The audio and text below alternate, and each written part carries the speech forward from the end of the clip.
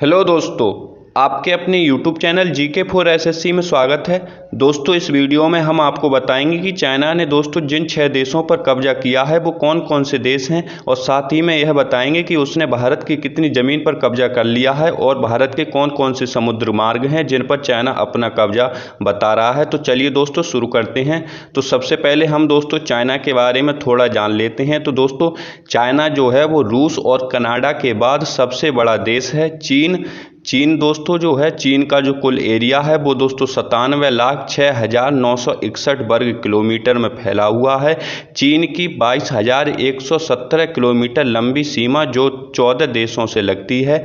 यह दुनिया का पहला ऐसा देश है जिसकी सीमाएं सबसे ज़्यादा देशों से मिलती हैं, और इन सभी देशों के साथ चीन का किसी न किसी तरह का विवाद चल रहा है। तो चलिए दोस्तों अब हम जानते हैं कि चाइना ने किन 6 देशों पर कब्जा किया है। तो दोस्तों ये 6 जो देश हैं वो हैं आपके दोस्तों पूर्वी तुर्गिस्तान और तिब्बत, और दोस्तों मंगोलिया, और दोस्तों ताइवान, और हांगकांग और मकाऊ। तो सबसे पहले हम दोस्तों जो आपका पूर्वी तुर्गिस्तान है इसके बारे में दोस्तों थोड़ा जान लेते हैं।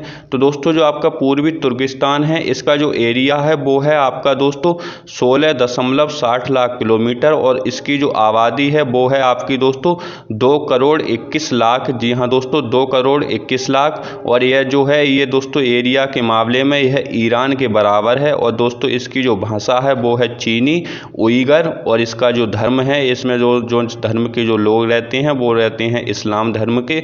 और इसकी जो जीडीपी है वो है आपकी दोस्तों 12.31 लाख। जी हाँ दोस्तों, 12.31 लाख करोड़। चीन ने पूर्वी तुर्गिस्तान पर दोस्तों 1949 में कब्जा किया था। चीन इसे सिनजियांग प्रांत बताता है। यहाँ की कुल आबादी में 45% उइगर मुस्लिम हैं, जबकि 40% हान चीनी हैं। उइगर मुस्लिम तुर्किक भाषा के मूल माने जाते हैं। चीन ने तिब्बत की तरह ही सिनजियांग को भी स्वायत्त क्षेत्र घोषित कर दिया। अब चलिए दोस्तों अब 2 नंबर पे जो आपका दोस्तों जो तिब्बत है उसके बारे में जानते हैं, जिस पर चीन ने दोस्तों कब्जा किया है। तो दोस्तों जो तिब्बत की जो आबादी है वो है आपकी दोस्तों 31.80 लाख, और इसका जो एरिया है दोस्तों वो है आपका दोस्तों 12.28 लाख किलोमीटर स्क्वायर, और यह दोस्तों दक्षिण अफ्रीका के बराबर है क्षेत्रफल के मामले में। और इसकी जो भाषा है वो है आपकी चीनी तिब्बत। जी हाँ दोस्तों, तिब्बती और चीनी।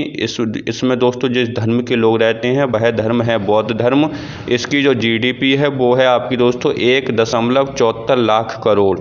और दोस्तों इस पर जो कब्जा किया था वो किया था आपका 23 मई 1950 को। चीन के हजारों सैनिकों ने तिब्बत पर हमला कर दिया और उस पर कब्जा कर लिया।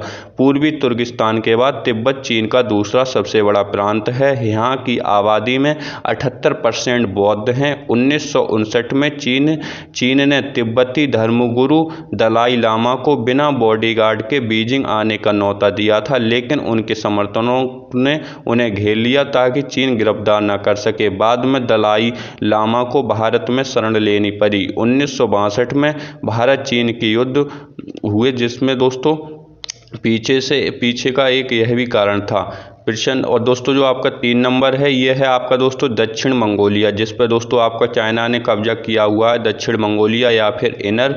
तो इसकी जो आबादी है वो है आपकी दोस्तों 2.47 लाख करोड़। जी हाँ दोस्तों, इसकी जो आबादी है वो है आपकी 2.47 करोड़। इसका जो एरिया है वो है आपका 11.83 लाख किलोमीटर स्क्वायर, और इसके एरिया के मामले में क्षेत्रफल के दोस्तों ये मामले में कोलंबिया के बराबर है। इसकी जो भाषा है वो है मंगोलियन, और इसमें जिस धर्म के लोग रहते हैं वह धर्म है बौद्ध। और इसकी जो जीडीपी है वो है आपकी दोस्तों 20.30 लाख करोड़। और यह दूसरे विश्व युद्ध के बाद चीन ने इनर मंगोलिया पर कब्जा कर लिया था। 1947 में चीन ने इसे स्वायत्त घोषित कर दिया, और एरिया के हिसाब से इनर मंगोलिया चीन का तीसरा सबसे बड़ा सब डिवीज़न है। और नंबर 4 पर आता है आपका ताइवान, जिस पर दोस्तों चाइना ने कब्जा किया है, और इसकी जो आबादी है वो है आपकी दोस्तों 2.37 लाख करोड़, वो 2.37 लाख। और इसकी दोस्तों जो एरिया है वो है आपका 36,197 किलोमीटर स्क्वायर, और यह है गिनी बिसाऊ के बराबर है एरिया के मामले में। और इसकी जो भाषा है वो है तिब्बती और चीनी। चीनी, और इसमें जो धर्म के जो लोग रहते हैं वो रहते हैं बौद्ध धर्म के। इसकी जो जीडीपी है वो है 98.80 लाख करोड़। और चीन और ताइवान के बीच अलग ही रिश्ता है। 1911 में चीन में कॉमिस्तांग की सरकार बनी। 1949 में यहाँ गृह युद्ध छिड़ गया और माओ त्से चुंग के नेतृत्व में कम्युनिस्टों ने कमियांगतांग की पार्टी को हराया। हार के बाद कमियांगतांग ताइवान चले गए। 1949 में चीन का नाम पीपुल्स रिपब्लिक ऑफ चाइना पड़ा और ताइवान का रिपब्लिक ऑफ चाइना पड़ा। दोनों देश एक दूसरे को मान्यता नहीं देते हैं, लेकिन चीन दावा करता है कि ताइवान भी उनका ही हिस्सा है। नंबर 5 पर जिस पे कब्जा किया हुआ है वो है आपका दोस्तों हांगकांग। जी हाँ दोस्तों, हांगकांग पर चाइना ने कब्जा किया हुआ है और हांगकांग की जो आबादी है वो है आपकी 75 लाख और इसका जो एरिया है वो है आपका 1104 किलोमीटर स्क्वायर और यह एरिया के मामले में मार्टिन के बराबर है। इसकी जो भाषा है वो है आपकी चीनी और अंग्रेजी। इसमें जिस धर्म के लोग रहते हैं वो हैं आपके बौद्ध धर्म के लोग। इसकी जो जीडीपी है वो है आपकी दोस्तों 37.24 लाख करोड़। हांगकांग पहले चीन का ही हिस्सा था, लेकिन 1842 में ब्रिटिश के साथ हुए युद्ध में चीन को इसे गंवाना पड़ा। 1957 में ब्रिटेन ने चीन को हांगकांग लौटा दिया, लेकिन इसके साथ ही वन कंट्री टू सिस्टम समझौता भी हुआ, जिसके तहत चीन हांगकांग को अगले 50 साल तक राजनीतिक तौर पर आज़ादी देने के लिए राजी हुआ। हांगकांग के लोगों को विशेष अधिकार मिले हैं जो चीन के लोगों को नहीं हैं। नंबर 6 पर जिस पर दोस्तों कब्जा किया हुआ है वो देश है आपका मकाऊ। और दोस्तों मकाऊ की जो आबादी है वो है आपकी दोस्तों 6.96 लाख। इसका जो एरिया है वो है 115 किलोमीटर स्क्वायर और यह है दोस्तों मोंटेसेराट के बराबर है क्षेत्रफल के मामले में। इसकी जो भाषा है वो है चीनी और पुर्तगाली। इसमें जो जिस धर्म के लोग रहते हैं वो रहते हैं बौद्ध धर्म के। इसकी जो जीडीपी है वो है आपकी दोस्तों 5.87 लाख करोड़। मकाऊ पर करीब 450 साल तक पुर्तगालियों का कब्जा था। दिसंबर 1999 में पुर्तगालियों ने इसे चीन को ट्रांसफ़र कर दिया। मकाऊ को ट्रांसफ़र करते समय भी भाई समझौता हुआ था जो हांगकांग के साथ हुआ था। हांगकांग की तरह ही मकाऊ को भी चीन ने 50 साल तक राजनीतिक आज़ादी दे रखी थी। भारत अब दोस्तों देखते हैं भारत के किन किन राज्यों पर वो भारत की कितनी ज़मीन पर दोस्तों चाइना ने कब्जा किया हुआ है। तो दोस्तों इसी साल 11 मार्च को लोकसभा में दिए गए जवाब में विदेश राज्य मंत्री बी मुरलीधरन ने बताया था कि चीन अरुणाचल प्रदेश के 90,000 स्क्वायर किलोमीटर के हिस्से पर अपनी दावेदारी करता है, जबकि लद्दाख का करीब 38,000 स्क्वायर किलोमीटर का हिस्सा चीन के कब्जे में है। जी हाँ दोस्तों, ध्यान रखना 38,000 स्क्वायर किलोमीटर का जो हिस्सा है वो चीन के कब्जे में है।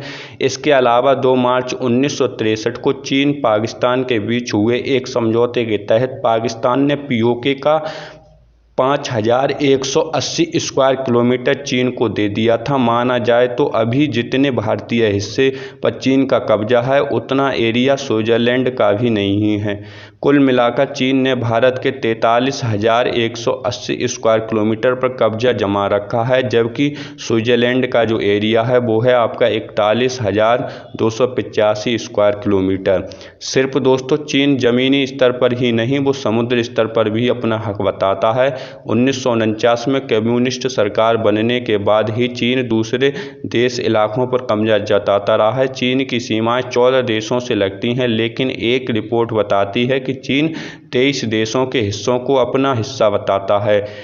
इतना ही नहीं, चीन दक्षिण चीन सागर पर भी अपना हक जताता है। इंडोनेशिया और वियतनाम के बीच पड़ने वाला यह सागर 35 लाख स्क्वायर किलोमीटर फैला हुआ है। यह सागर इंडोनेशिया, चीन, फिलीपींस, वियतनाम, मलेशिया, ताइवान और ब्रूनेई से घिरा हुआ है, लेकिन सागर पर इंडोनेशिया को छोड़कर बाकी सभी 6 देशों पर अपना दावा करते हैं। आज से कुछ सालों पहले तक इस सागर को लेकर कोई तानातनी नहीं थी, लेकिन आज के करीब 5 साल पहले चीन के समंदर में खुदाई करने वाले जहाज ईंट और रेत लेकर दक्षिणी चीन सागर पहुंचे। पहले यहाँ एक छोटी समुद्री पट्टी पर बंदरगाह बनाया गया, फिर हवाई जहाज को उतारने के लिए हवाई पट्टी, और फिर देखते ही देखते चीन ने यहाँ आर्टिफिशियल द्वीप तैयार कर लिया और सैन्य अड्डा बना लिया। चीन के इस काम पर जब सवाल उठे तो उसने दावा किया कि दक्षिणी चीन सागर से उसका ताल्लुक 2000 साल से भी ज़्यादा पुराना है। इस सागर पर पहले जापान का कब्जा हुआ करता था, लेकिन दूसरे विश्व युद्ध के खत्म